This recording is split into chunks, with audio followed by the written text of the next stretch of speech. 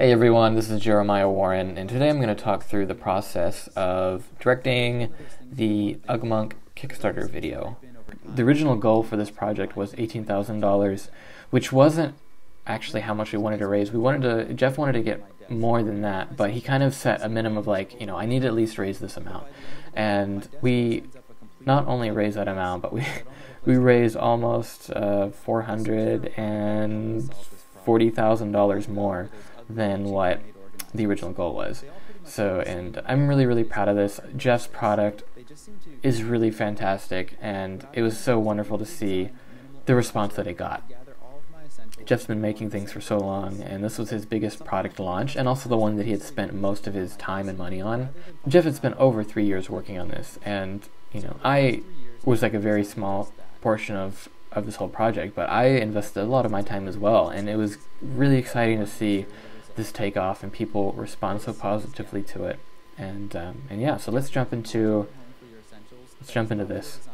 I originally started talking to Jeff in the winter of 2016 about this idea, and then over the next following months we brainstormed on ideas and put together the concept, and I'm really proud of what we did. Once Jeff and I had that initial conversation in the fall or the winter of 2016, from there Jeff put together a Dropbox paper document that's just outlining his ideas and what he wanted to do. I'm not sponsored by Dropbox currently. I'm always willing to be sponsored by them, but so I'm promoting Dropbox out of my own enjoyment and love of it. Dropbox was so valuable. I know a lot of people have asked him how he uses Dropbox paper, and he's actually the one that introduced me to it. So I just wanted to first give a shout out to him for that. But since this project, I've been using Dropbox paper on every production I've done, and I absolutely love it.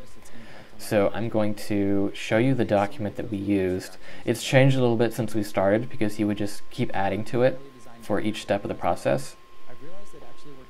But I'm trying to find here the beginning of it. So yeah, so he knew kind of like some of the kind of shots that he wanted. He wanted to show clutter, he wanted to show it being organized, like maybe tabletop or colors or something like that, as far as like colored backdrops. I had done a couple of projects before that he was referencing, and he was kind of just outlining some of the things to talk about, like the function, the aesthetic, how it tidies up clutter. And this is something that Jeff had been working on for, I want to say 3 years at the time. And a lot of times I will, sometimes I'll have to work on it. Like sometimes the project already has a script, sometimes I have to like put something together. But I really enjoyed this process because Jeff knew the product so well, and at Ugmonk he pretty much runs the whole operation himself. So he's really great at talking about his ideas, talking about his products, and I just felt like he had a really good script just right off the bat. Like I think I made a couple of really small changes, but pretty much the whole script was Jeff, and I think he did a really great job of really talking about something that he'd been investing. This was kind of his obsession for the last 3 years, and I think one of the things about Kickstarter is that you need to have an idea that you're passionate about. You can't just be like, oh, I want to like make a product. Like this has to be something that you're really passionate about, and Jeff is very passionate about the things that he makes, and I think it shows. So some of the things that we pulled for like visual inspiration, we had like the Bibliotheca Kickstarter video, the Field Skillet, Soma, and we had this is a video that I'd actually done prior, so he'd referenced that. Dropbox paper, which is another one that has a similar look to my video. Mine actually came first, but then some other tabletop stuff, some flat lay kind of stuff, some time lapse, and so this is kind of what he was pulling for the visual inspiration for the video. From there, once he had the final script, we started putting together a storyboard animatic, and I actually went and pulled a lot of visual references from online, and I cut together what was basically an edit of the Kickstarter video before we actually filmed it. And this is from an Apple commercial here. This we kind of ripped off pretty much one for one at the beginning of the video, but I really liked that shot. This was a lot of visual elements I pulled from videos that Jeff had done before. Unsplash had photos of his desk, so I was able to use those for like the top-down shots of his desk. He did record like a really rough interview and voiceover, or sorry, no, he recorded a really rough voiceover of the final script. So I use that as the pacing for the edit. And I also photoshopped some images as well that I found online just to better convey, like, this was like the idea of like showing the Gather product being sketched out on the desk. So this allowed us to have an exact like we knew exactly what shots we needed to get. So it was really great, and it was very, very helpful, because as we were actually shooting, I was dropping these shots into the timeline, and I knew right away what the edit was looking like. So once the edit was done, the video was pretty much, I mean, it was good to go. Like I still made a lot of editing tweaks, but it was, I mean, we had a pretty solid video right after filming, just because that edit had been done ahead of time.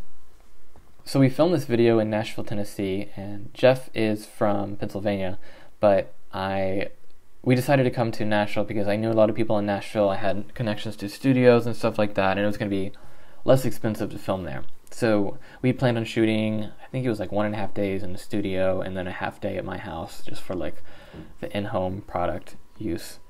And one of my favorite parts of this project was recreating his desk. I actually built the speaker stand that he has at his house, and then I recreated the desk with some different surfaces, and then all that he brought from his home was his speakers, and then a bunch of clutter and knickknacks that he put on his desk. Everything else was recreated. If you look at this photo, you see we have this wood panel on the ground because of the top-down shot. We were seeing the carpet, so we just stuck that right. It was like a really, really, I think it was like half a foot section of the ground that we saw, but we just put that down there so that you don't see the carpet, so that we kind of sold the idea of this being in his house. And it was a pretty small crew. It was just pretty much Jeff and I, and then we had a model, and some other people came to lend their hands for that beginning shot. My friend Emily Carlton and Brett Warren, no relation to me, but they came in and helped with that. And I think there was someone else. I feel like there was someone else that oh yeah, that's right. Emily's then boyfriend, now husband, also came and helped us out. So that was really great. But everything else was just Jeff and I. The light setup I had was pretty simple. I had 2 light kits, and then 2 8x8 frames with diffusion on them, and then I also had this 72-inch diffusion that I used as well. And then we shot, my friend Anna came in and modeled for us to do the top-down and forward-facing shots of the product being used. We got some product shots of the product as well, and then that was like all the studio filming that we did. And then next we went to my house and shot like all the in-home use. We showed like Jeff kind of pretending to sketch ideas out. It was an intense 2 days of filming, but we had everything planned out so well ahead of time that we knew exactly what we needed to get, which was great. Like anytime you can plan ahead of time, that just saves you, it's so much better. So once we finished filming everything, like I said, I pretty much just dropped all of the footage into that storyboard edit, and we had that first draft done. So I made like a polished edit from there, and then after that Jeff just went in and kind of gave his feedback on everything. We used that same Dropbox paper document for feedback, and as I would make a change, Jeff would he would just put like a screenshot in this Dropbox paper, and then he would give his notes on like what he wanted to change. And I think there's another software I use called Framio, and it just lets you basically give notes on the video itself, but also this allowed like for more specific things where he could like drop in, for example, like when it came to the color grade, he would drop in like specific screenshots of like kind of colors that he wanted, so that was helpful. But yeah, I really, really love Dropbox paper, and I think it really helped this process. Here you can see what the timeline looked like for the edit. There was definitely a lot of shots going on here. We had some time lapse as well, and actually for the time lapse, what we did is we just had the camera roll through the shot, and Jeff would move. He would like move the product around, and then we would. I just cut it up to make it look like a time lapse. So we didn't do like a traditional time lapse, but we kind of faked it there. So once the video was done, he released a teaser, which he promoted a little bit on Facebook, got people really, really excited about that. And Jeff has been doing this for so long that he has a really good following of people. So once he released the Kickstarter video, it was funded, I believe it was funded within an hour. I remember because I was going on a location scout, and I got back and he texted me and he was like, oh hey, we've reached funding. It was just really exciting because, you know, we spent so much time planning this out, and like I felt really, really good about the product. I was very excited about it, but you still just don't know how it's going to be received. I mean, obviously you have like the insecurities as a creative, and you just wonder. And I definitely was confident that we would meet our funding goal, but I just didn't know that we would, you know, end up raising $460,000. So that was just really, really exciting. It was great to see people's responses, and I don't think we ever had a negative, like before we actually released the video, we got a lot of feedback from people, and we didn't have any negative feedback that I can remember. Everyone was really excited about the product. Everyone was like, oh, I want to get this when it came out. So I hope this video was helpful and that you learned something. If you have any questions about the process of making the video or crowdfunding, feel free to drop a comment and I'll try to respond as soon as possible. Thanks for watching.